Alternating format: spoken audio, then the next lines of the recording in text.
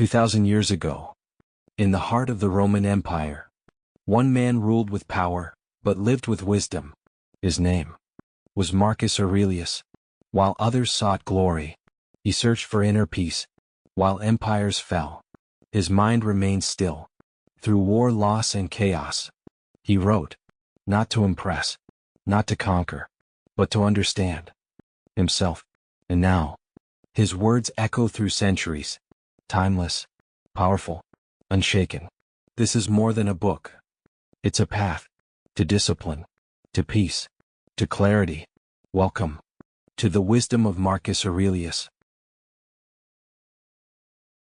The 10th book. O my soul, the time I trust will be, when thou shalt be good, simple, single, more open and visible, than that body by which it is enclosed. Thou wilt one day be sensible of their happiness, whose end is love, and their affections dead to all worldly things. Thou shalt one day be full, and in want of no external thing, not seeking pleasure from anything either living or insensible, that this world can afford, neither wanting time for the continuation of thy pleasure, nor place and opportunity, nor the favor either of the weather or of men.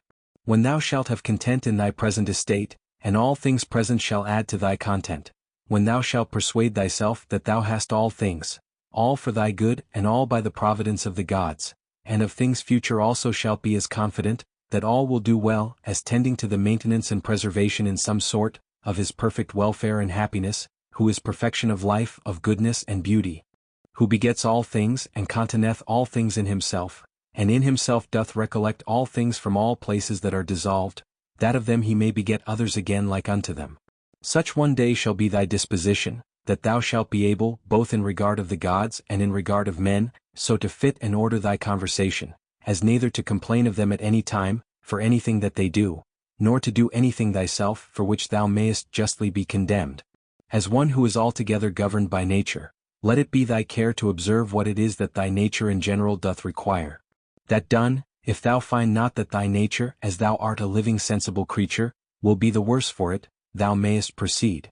Next then thou must examine what thy nature as thou art a living sensible creature, doth require. And that, whatsoever it be, thou mayest admit of and do it, if thy nature as thou art a reasonable living creature, will not be the worse for it. Now whatsoever is reasonable, is also sociable, keep thyself to these rules, and trouble not thyself about idle things. Whatsoever doth happen unto thee, thou art naturally by thy natural constitution either able or not able to bear. If thou beest able, be not offended, but bear it according to thy natural constitution, or as nature hath enabled thee.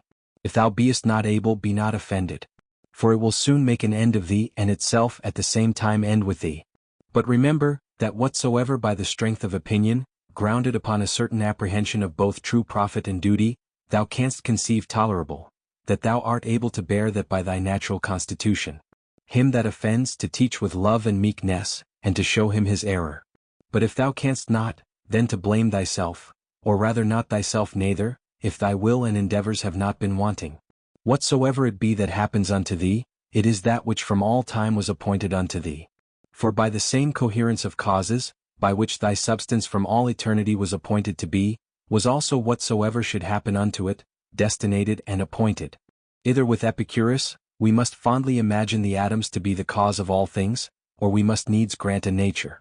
Let this then be thy first ground, that thou art part of that universe, which is governed by nature. Then secondly, that to those parts that are of the same kind in nature as thou art, thou hast relation of kindred. For of these, if I shall always be mindful, first as I am a part, I shall never be displeased with anything, that falls to my particular share of the common chances of the world. For nothing that is behoveful unto the whole, can be truly hurtful to that which is part of it. For this being the common privilege of all natures, that they contain nothing in themselves that is hurtful unto them, it cannot be that the nature of the universe, whose privilege beyond other particular natures, is, that she cannot against her will by any higher external cause be constrained, should beget anything and cherish it in her bosom that should tend to her own hurt and prejudice. As then I bear in mind that I am a part of such an universe, I shall not be displeased with anything that happens. And as I have relation of kindred to those parts that are of the same kind and nature that I am, so I shall be careful to do nothing that is prejudicial to the community, but in all my deliberations shall they that are of my kind ever be, and the common good, that, which all my intentions and resolutions shall drive unto, as that which is contrary unto it, I shall by all means endeavor to prevent and avoid. These things once so fixed and concluded, as thou wouldst think him a happy citizen, whose constant study and practice were for the good and benefit of his fellow citizens, and the carriage of the city such towards him, that he were well pleased with it, so must it needs be with thee, that thou shalt live a happy life. All parts of the world must of necessity at some time or other come to corruption. Alteration I should say, to speak truly and properly, but that I may be the better understood, I am content at this time to use that more common word.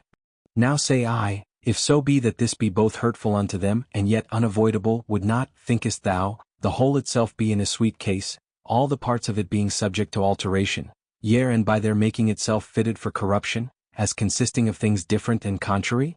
And did nature then either of herself thus project and purpose the affliction and misery of her parts, and therefore of purpose so made them, not only that haply they might, but of necessity that they should fall into evil, or did not she know what she did, when she made them?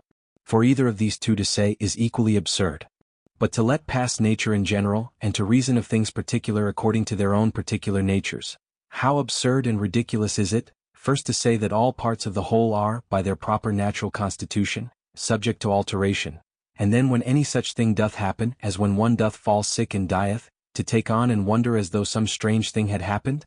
Though this besides might move not so grievously to take on when any such thing doth happen, that whatsoever is dissolved, it is dissolved into those things, whereof it was compounded. For every dissolution is either a mere dispersion of the elements into those elements again whereof everything did consist, or a change of that which is more solid into earth, and of that which is pure and subtle or spiritual into air. So that by this means nothing is lost, but all resumed again into those rational generative seeds of the universe, and this universe, either after a certain period of time to lie consumed by fire, or by continual changes to be renewed, and so forever to endure. Now that solid and spiritual that we speak of, thou must not conceive it to be that very same, which at first was, when thou wert born. For alas, all this that now thou art in either kind, either for matter of substance or of life, hath but 2 or 3 days ago partly from meats eaten, and partly from air breathed in, received all its influx, being the same then in no other respect, than a running river, maintained by the perpetual influx and new supply of waters, is the same.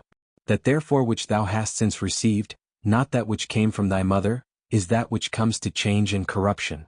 But suppose that for the general substance and more solid part of it, should still cleave unto thee never so close, yet what is that to the proper qualities and affections of it, by which persons are distinguished, which certainly are quite different? Now that thou hast taken these names upon thee of good, modest, true, of Muphyro Meganu, Sigma Muphyro Meganu, Pyrophyro Meganu, take heed lest at any times by doing anything that is contrary, thou be but improperly so called, and lose thy right to these appellations. Or if thou do, return unto them again with all possible speed. And remember, that the word Muphyro Meganu notes unto thee an intent and intelligent consideration of every object that presents itself unto thee without distraction. And the word Sigma Muphyro Meganu, a ready and contented acceptation of whatsoever by the appointment of the common nature, happens unto thee. And the word Pyrophyro Meganu, a superextension or a transcendent and outreaching disposition of thy mind, whereby it passeth by all bodily pains and pleasures, honor and credit, death and whatsoever is of the same nature, as matters of absolute indifferency, and in no wise to be stood upon by a wise man. These then if inviolably thou shalt observe, and shalt not be ambitious to be so called by others, both thou thyself shalt become a new man, and thou shalt begin a new life. For to continue such as hitherto thou hast been, to undergo those distractions and distempers as thou must needs for such a life as hitherto thou hast lived, is the part of one that is very foolish, and is overfond of his life, whom a man might compare to one of those half-eaten wretches, matched in the amphitheatre with wild beasts, who as full as they are all the body over with wounds and blood, desire for a great favor, that they may be reserved till the next day, then also, and in the same estate to be exposed to the same nails and teeth as before. Away therefore, ship thyself, and from the troubles and distractions of thy former life convey thyself as it were unto these few names, and if thou canst abide in them or be constant in the practice and possession of them, continue there as glad and joyful as one that were translated unto some such place of bliss and happiness as that which by Hesiod and Plato is called the Islands of the Blessed, by others called the Elysian Fields. And whensoever thou findest thyself, that thou art in danger of a relapse, and that thou art not able to master and overcome those difficulties and temptations that present themselves in thy present station, get thee into any private corner, where thou mayst be better able. Or if that will not serve, forsake even thy life rather.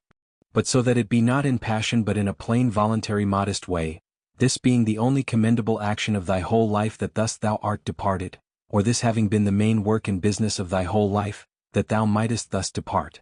Now for the better remembrance of those names that we have spoken of, thou shalt find it a very good help, to remember the gods as often as may be, and that, the thing which they require at our hands of as many of us as are by nature reasonable creation is not that with fair words, and outward show of piety and devotion we should flatter them, but that we should become like unto them, and that as all other natural creatures, the fig tree for example, the dog the bee, both do all of them and apply themselves unto that which by their natural constitution is proper unto them, so man likewise should do that, which by his nature as he is a man belongs unto him. Toys and fooleries at home, wars abroad, sometimes terror, sometimes torpor or stupid sloth, this is thy daily slavery. By little and little, if thou doest not better look to it, those sacred dogmata will be blotted out of thy mind. How many things be there, which when as a mere naturalist, thou hast barely considered of according to their nature, thou doest let pass without any further use.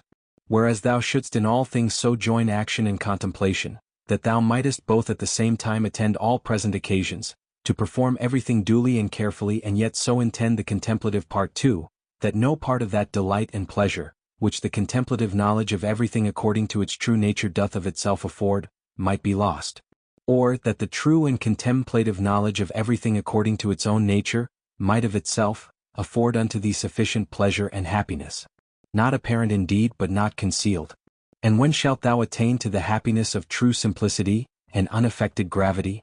When shalt thou rejoice in the certain knowledge of every particular object according to its true nature, as what the matter and substance of it is, what use it is for in the world, how long it can subsist, what things it doth consist of, who they be that are capable of it, and who they that can give it and take it away? As the spider, when it hath caught the fly that it hunted after, is not little proud, nor meanly conceited of herself, as he likewise that hath caught an hare, or hath taken a fish with his net, as another for the taking of a boar and another of a bear, so may they be proud and applaud themselves for their valiant acts against the Sarmatai or northern nations lately defeated. For these also, these famous soldiers and warlike men, if thou dost look into their minds and opinions, what do they for the most part but hunt after prey? To find out, and set to thyself some certain way and method of contemplation, whereby thou mayest clearly discern and represent unto thyself the mutual change of all things, the one into the other. Bear it in thy mind evermore, and see that thou be thoroughly well exercised in this particular. For there is not anything more effectual to beget true magnanimity. He hath got loose from the bonds of his body, and perceiving that within a very little while he must of necessity bid the world farewell, and leave all these things behind him, he wholly applied himself, as to righteousness in all his actions, so to the common nature in all things that should happen unto him. And contenting himself with these two things, to do all things justly, and whatsoever God doth send to like well of it, what others shall either say or think of him or shall do against him, he doth not so much as trouble his thoughts with it.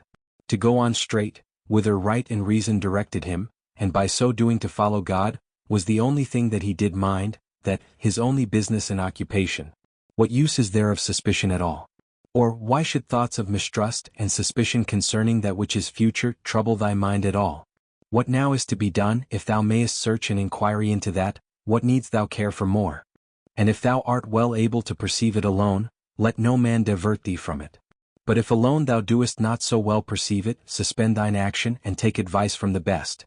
And if there be anything else that doth hinder thee, go on with prudence and discretion, according to the present occasion and opportunity, still proposing that unto thyself, which thou doest conceive most right and just. For to hit that aright and to speed in the prosecution of it, must needs be happiness, since it is that only which we can truly and properly be said to miss of or miscarry in. What is that is slow and yet quick? Merry and yet grave? He that in all things doth follow reason for his guide. In the morning as soon as thou art awaked, when thy judgment before either thy affections or external objects have wrought upon it, is yet most free and impartial, put this question to thyself, whether if that which is right and just be done, the doing of it by thyself, or by others when thou art not able thyself, be a thing material or no. For sure it is not. And as for these that keep such a life and stand so much upon the praises, or dispraises of other men, hast thou forgotten what manner of men they be? That such and such upon their beds and such at their board, what their ordinary actions are, what they pursue after and what they fly from, what thefts and rapines they commit, if not with their hands and feet, yet with that more precious part of theirs, their minds, which might enjoy faith, modesty, truth, justice, a good spirit. Give what thou wilt and take away what thou wilt, saith he that is well taught and truly modest, to him that gives and takes away. And it is not out of a stout and peremptory resolution, that he saith it, but in mere love and humble submission. So live as indifferent to the world and all worldly objects, as one who liveth by himself alone upon some desert hill. For whether here or there, if the whole world be but as one town, it matters not much for the place. Let them behold and see a man, that is a man indeed, living according to the true nature of man. If they cannot bear with me, let them kill me. For better were it to die than so to live as they would have thee. Make it not any longer a matter of dispute or discourse, what are the signs and proprieties of a good man, but really and actually to be such. Ever to represent unto thyself, and to set before thee, both the general age and time of the world, and the whole substance of it. And how all things particular in respect of these are for their substance, as one of the least seeds that is, and for their duration as the turning of the pestle in the mortar once about. Then to fix thy mind upon every particular object of the world, and to conceive it as already being in the state of dissolution and of change, tending to some kind of either putrefaction or dispersion, or whatsoever else it is, that is the death as it were of everything in his own kind. Consider them through all actions and occupations of their lives, as when they eat and when they sleep, when they are in the act of necessary exoneration and when in the act of lust. Again, when they either are in their greatest exultation, and in the middle of all their pomp and glory, or being angry and displeased in great state and majesty as from an higher place, they chide and rebuke. How base and slavish, but a little while ago, they were fain to be, that they might come to this, and within a very little while what will be their estate, when death hath once seized upon them. That is best for every one, that the common nature of all doth send unto every one, and then is it best when she doth send it. The earth, saith the poet, doth often long after the rain. So is the glorious sky often as desirous to fall upon the earth, which argues a mutual kind of love between them. And so doth the world bear a certain affection of love to whatsoever shall come to pass with thine affections shall mine concur, O world. The same shall the object of my longing be which is of thine. Now that the world doth love it is true indeed, so is it as commonly said and acknowledged alleged when, according to the Greek phrase, imitated by the Latins, of things that used to be we say commonly that they love to be. Either thou dost continue in this kind of life and that is it, which so long thou hast been used unto and therefore tolerable, or thou doest retire or leave the world, and that of thine own accord, and then thou hast thy mind, or thy life is cut off, and then mayst thou rejoice that thou hast ended thy charge. One of these must needs be. Be therefore of good comfort. Let it always appear and be manifest unto thee that solitariness and desert places, by many philosophers so much esteemed of and affected, are of themselves but thus and thus, and that all things are them to them that live in towns, and converse with others as they are the same nature everywhere to be seen and observed, to them that have retired themselves to the top of mountains and to desert havens, or what other desert and inhabited places soever.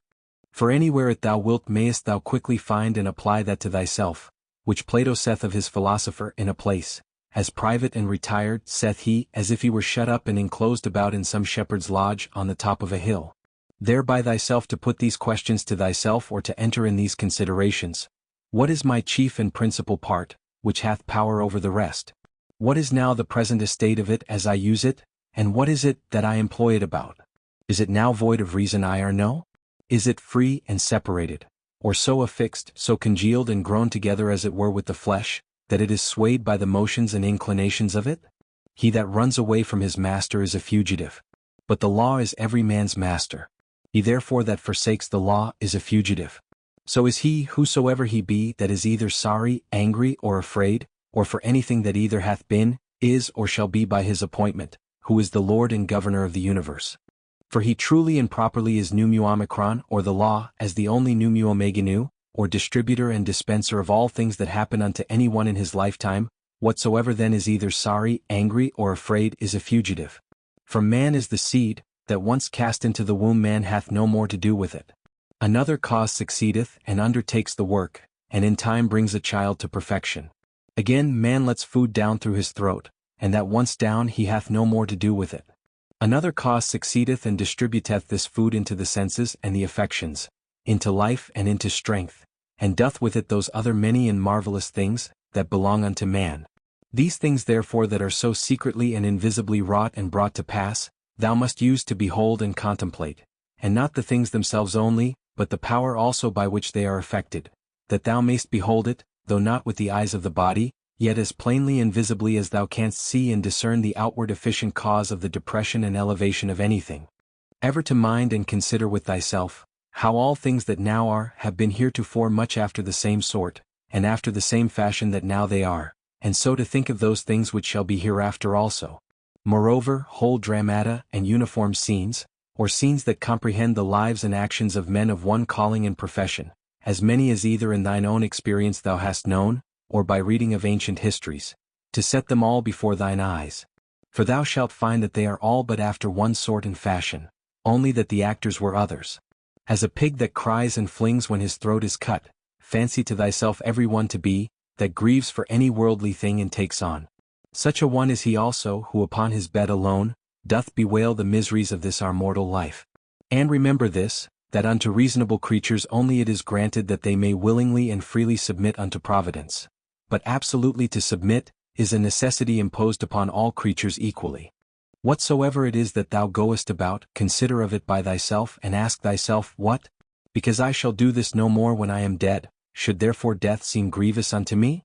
When thou art offended with any man's transgression, presently reflect upon thyself, and consider what thou thyself art guilty of in the same kind.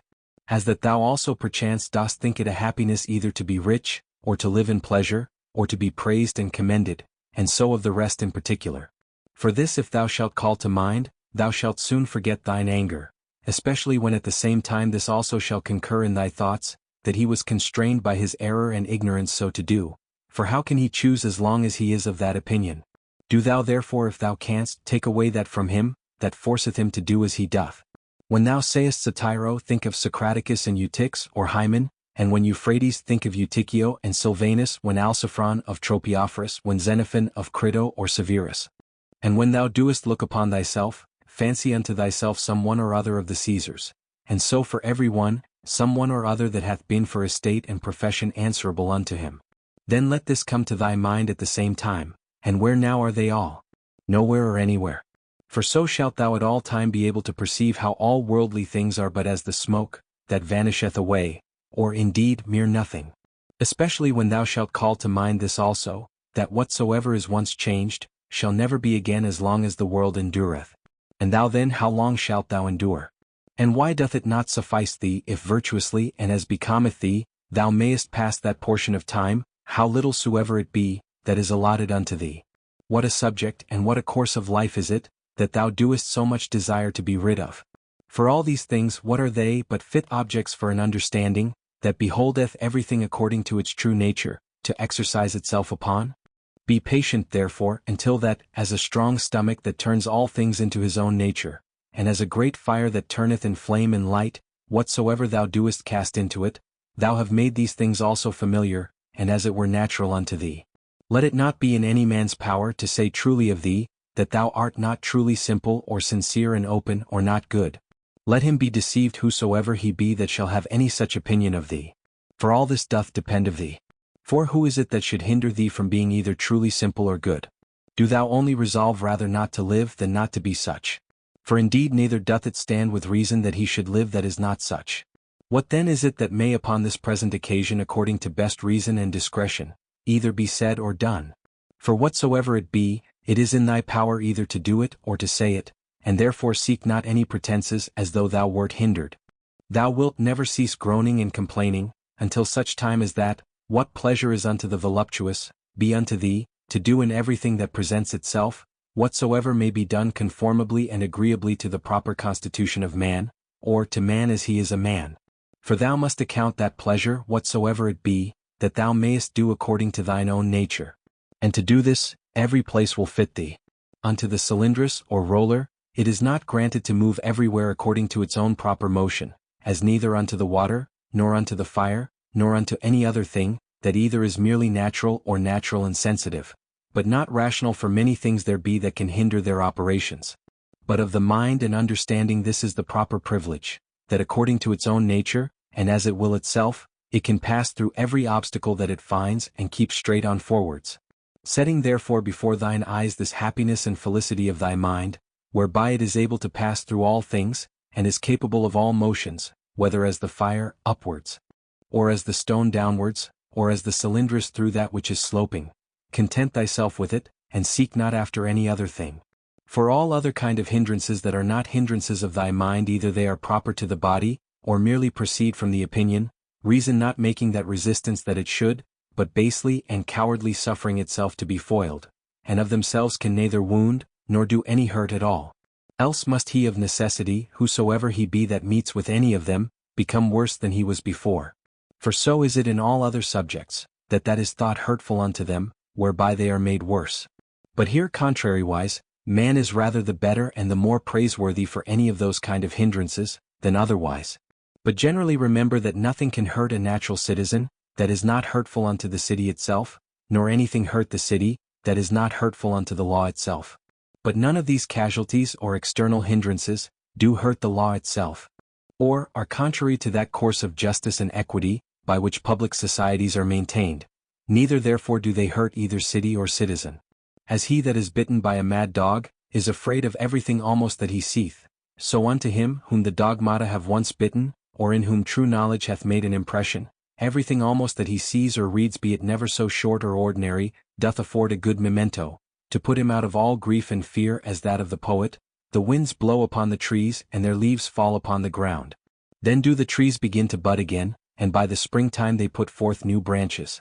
So is the generation of men, some come into the world and others go out of it. Of these leaves then thy children are. And they also that applaud thee so gravely, or that applaud thy speeches, with that their usual acclamation, O wisely spoken, I and speak well of thee, as on the other side, they that stick not to curse thee, they that privately and secretly dispraise and deride thee, they also are but leaves. And they also that shall follow, in whose memories the names of men famous after death is preserved, they are but leaves neither. For even so is it of all these worldly things. Their spring comes and they are put forth. Then blows the wind and they go down. And then in lieu of them grow others out of the wood or common matter of all things, like unto them. But to endure but for a while is common unto all. Why then shouldest thou so earnestly either seek after these things, or fly from them, as though they should endure forever? Yet a little while, and thine eyes will be closed up, and for him that carries thee to thy grave shall another mourn within a while after. A good eye must be good to see whatsoever is to be seen, and not green things only, for that is proper to sore eyes. So must a good ear and a good smell be ready for whatsoever is either to be heard or smelt, and a good stomach is indifferent to all kinds of food, as a millstone is to whatsoever she was made for to grind. As ready therefore must a sound understanding be for whatsoever shall happen. But he that saith, O that my children might live, and O that all men might commend me for whatsoever I do, is an eye that seeks after green things, or as teeth after that which is tender. There is not any man that is so happy in his death, but that some of those that are by him when he dies, will be ready to rejoice at his supposed calamity. Is it one that was virtuous and wise indeed? Will there not some one or other be found who thus will say to himself, Well, now at last shall I be at rest from this pedagogue? He did not indeed otherwise trouble us much, but I know well enough that in his heart he did much condemn us. Thus will they speak of the virtuous. But as for us, alas, how many things be there, for which there be many that glad would be to be rid of us.